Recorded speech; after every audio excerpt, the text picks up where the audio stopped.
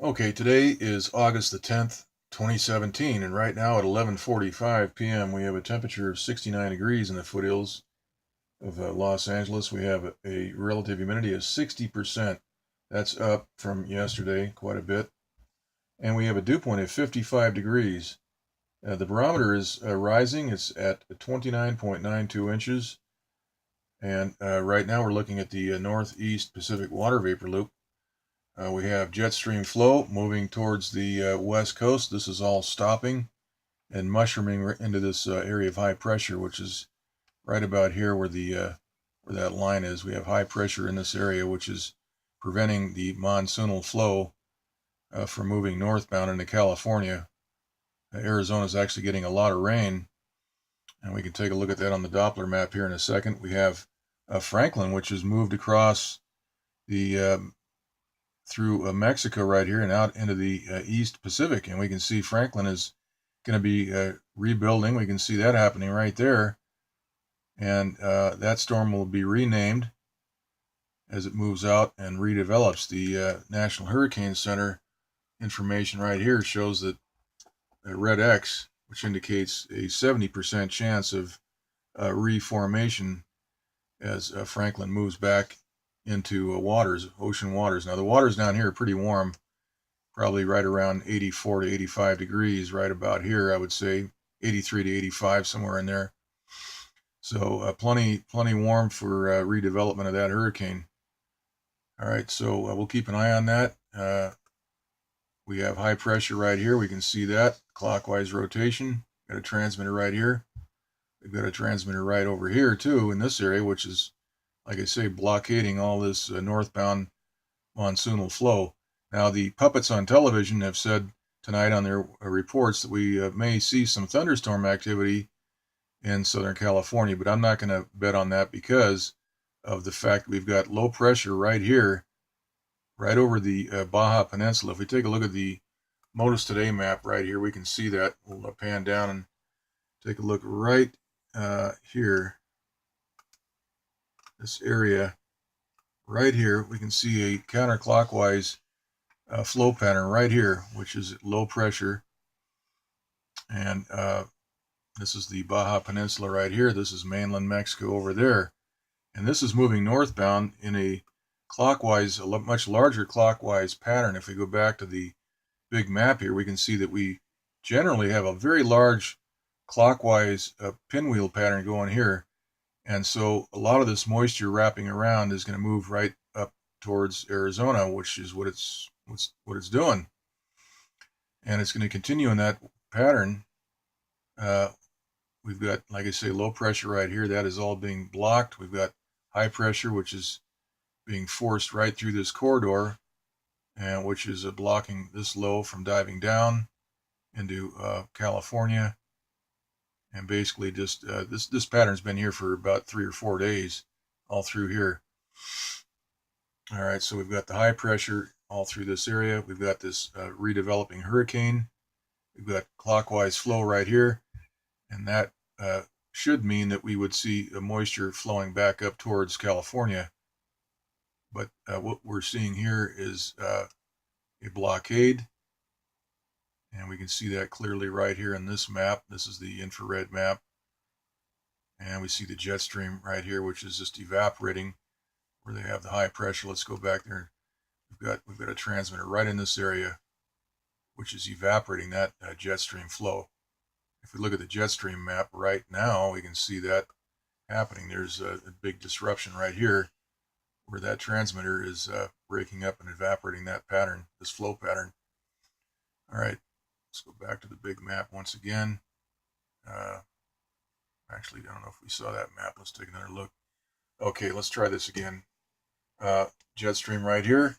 We have a lot of evaporation in this area, and so that has broken up the flow pattern. If we go back to the big map once again, we can see that high pressure right here, which is evaporating this flow right here, and we have clockwise rotation.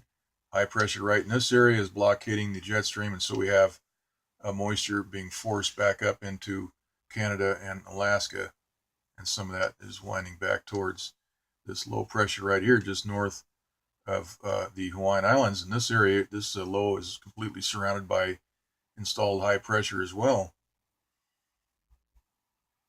So we see how carefully orchestrated our weather actually is. This is there's nothing natural about what's going on here. We have a sort of a right angle right here. That is re-steering the jet stream right in this area and blockading this thunderstorm activity. We can see that that's all being blocked.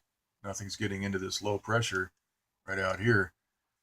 All right, let's take a look at some of these other maps. We have the East Pacific water vapor loop. We can see Franklin, which is rebuilding as it moves out over the East Pacific. There's also a very large blast pattern here on the west side of that storm right here. You see that here in the infrared loop as well, very deep red, showing the depth of that water vapor.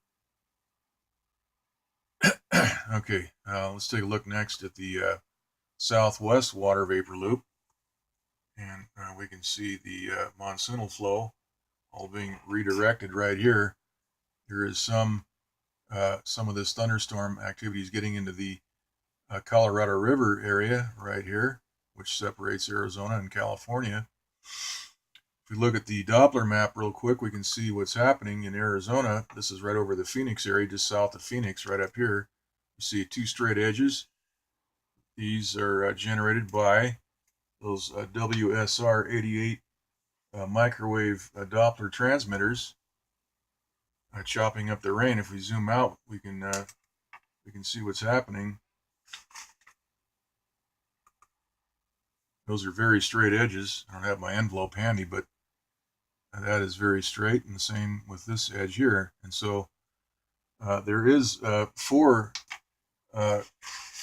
WSR 88 microwave Dopplers in the Arizona area. We have one in Flagstaff, one in Phoenix, one in Tucson, and one in Yuma, Arizona. Yuma down there near the Marine Corps base, I believe it is, but the Phoenix transmitter looks like it's causing this pattern right here. So those so-called Doppler radars are actually chopping up the rain. They are a dual function tool run by the Department of Defense. So this is a drought maker. We know that back when California was having a drought, that these were being used up in Northern California to chop up the precipitation offshore in conjunction with the installed high pressure. We just had a refresh and we still see that straight edge over here.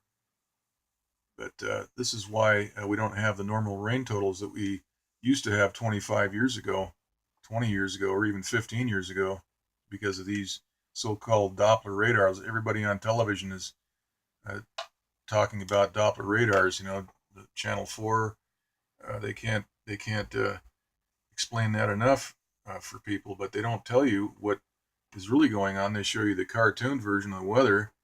They don't show this detail. This is what's actually happening. I think people, if they saw this on television, they'd say, "Hey, what is this? What's going on here? Why is that chopped up like that? We need the rain." That wouldn't this will not fly when the public finds out. And the excuse weather warfare doesn't fly much anymore either. The fact that Wall Street is involved, there's hundreds of billions of dollars worth of incentive there to protect that racket. Okay, so that's what's going on. We've got terrorism right here in our country. It's alive and well, and we've got the media involved. The politicians are involved. The news media. It's a mess. Okay, let's go back and take a look at the next set of maps. We've got the southwest water vapor loop. We can see that some of that's wrapping through. Let's go back again to the Doppler. We can see that there's nothing here in California. So the chemtrail haze and the transmitters have effectively stopped the rain. We can see some rain up here in Arizona. All right, let's go back to these other maps. We have that low pressure right down here, which is moving north. There is some, we can see some counterclockwise rotation right there. this is a transmitter. This is a microwave transmitter right here, which is counteracting this counterclockwise flow as it moves north. And of course, all this high pressure here is redirecting everything, plowing it all back to the east. Here we see that the rainbow map. See some superheating activity right here. Shock waves, pressure waves moving down here to the south.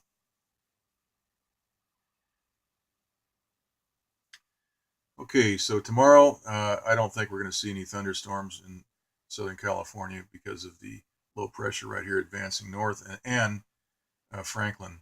All that moisture from Franklin will be amplifying a lot of this weather up here. Okay, the visible light map doesn't yield a whole lot of detail. Let's take a look next at the western U.S. map. And we can see what's trying to form here. We've got something trying to spin counterclockwise, but it's being basically neutralized by this descending air right in this area. And this high pressure here forcing everything out to the east. Here we see the jet stream once again being sprayed over with chemtrails. See those trails being sprayed all through here as this moves right towards California. So we can't buy rain in California right now. All right, next is the infrared map. And we see all that moisture here just evaporating. Okay, we saw that map. That's the jet stream, the MODIS today. We can take another look at the MODIS today. All right, so here we have Arizona. We can see all this chemtrail haze sprayed over the natural clouds. The natural clouds are this brilliant white we see. These are natural clouds, brilliant white. This stuff, this gray stuff, is the chemtrail desiccant. Chemtrails is what we call them. It is a chemical desiccant that causes a capping inversion layer and prevents the lift. Now, notice how concentrated these chemtrails are over this area of moisture. Very concentrated. And that will prevent the lift in this area, and there will not be any thunderstorm activity. And if there is, and they don't want it, they will just simply zap these clouds, as I've shown in some of my videos. These thunderheads, these cumulonimbus clouds, should rise up and generate thunderstorms. And when they don't and they collapse, we document that, and we can see the pressure waves that are generated when these thunderheads are targeted. If we see any thunderstorms tomorrow developing, we'll get a video of that. Okay, so that's the report, and we'll just leave it right here. Okay, that's it.